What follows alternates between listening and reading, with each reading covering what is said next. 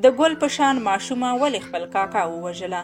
نن درته د هغه تره ویډیو خپرو چې خپله د ګل په شان ماشومه وريره په د حقه روژه کې په تمانچه ویشتې او مړه کړې ده. د ویډیو د شروع کېدو نه مخکې زما ویډیو لایک کړئ، خپلو ملګرو سره یې شریک کړئ او سحر میډیا چینل سبسکرایب کړئ.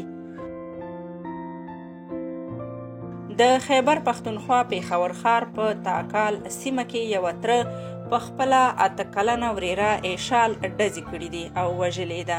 دا تره یې قصه کوي چې د روژې 3مه ورځ وه او د مازدیګر وخت و.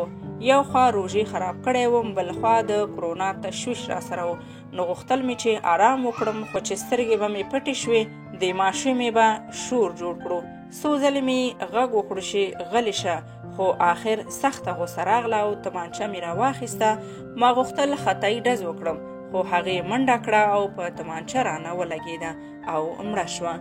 قاتل اوله کې په تیښته بریالی شوی و، خو وروسته د پاکستان پولیسو ته په لاس ورغلی او بندي کړی دی.